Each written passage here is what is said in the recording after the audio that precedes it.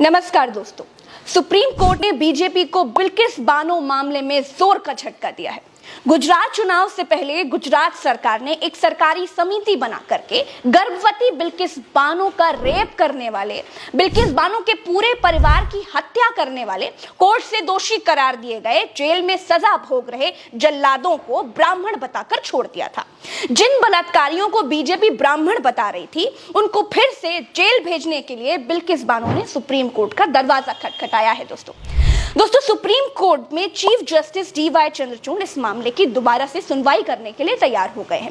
दोस्तों जब से भारत देश के चीफ जस्टिस चंद्रचूड़ बने हैं, तब से अंधेरे में एक उम्मीद की किरण फूटी है।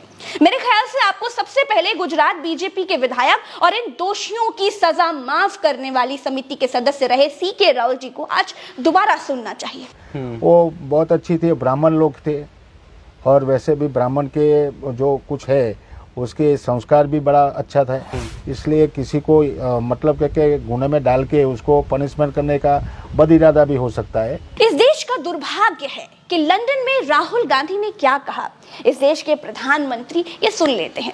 देश का लोकतंत्र कितना कमजोर हो गया है, ये बात कहने पर पूरी बीजेपी राहुल गांधी को देशद्रोही बताने पर तुल जाती है, संसद नहीं चलने देती है। लेकिन प्रधानमंत्री नरेंद्र मोदी को अपने गुजरात के भीतर एक बेटी बिल्किस बानो के साथ क्या क्या हुआ ये नहीं पता चलता है। एक मुस्लिम औरत को इंसाफ दिलाने के बजाय उनका बलात्कार करने वाले जेल में बंद कोर्ट से सजा पाए दोषियों को छोड़ दिया जा रहा है और प्रधानमंत्री जी की पार्टी इस बात पर संसद नहीं चलने दे रही है, क्योंकि राहुल गांधी ने देश के लोकतंत्र को कमजोर कहा। लोकतंत्र मजबूत होता तो बिल्किस के आगे लगा हुआ बानो देखकर एक बेटी के साथ इस देश में और नरेंद्र मोदी जी के गुजरात में अन्याय नहीं होता। सही बात कहती हूँ, सीधे कहती हूँ। मुझे सच कहने के लिए किसी मुहावरों और व्यंग के पीछे छिपने की जरूरत नहीं है। नरेंद्र मोदी जी, मैं आपसे पूछ रही हूँ, क्या कोई दोषी ब्राह्मण है इसीलिए उसे बलात्कार जैसे दोष पर भी जेल से छोड़ दिया जाएगा क्या? दोस्तों बिल्किस बानो ने इस मामले की दोबारा से सुनवाई के लिए सुप्रीम कोर्ट में मांग की है। इस पर मुख्य न्यायाधीश डी.वाई. चंद्रचूड़ ने भरोसा दिया है कि 2 जजों की बेंच में सुनवाई की तारीख वो जल्द तय करेंगे।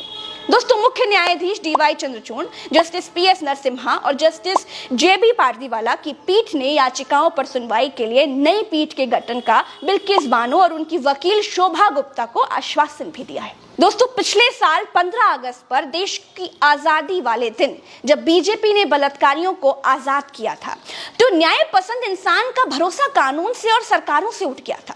और तो और जब इन बलात्कारियों का स्वागत फूल मालाओं से ऐसे किया गया था जैसे कोई आजादी की लड़ाई लड़कर वापस लौटे हों। दोस्तों अगर आपको नहीं मालूम है तो मैं फिर से बताती हूँ।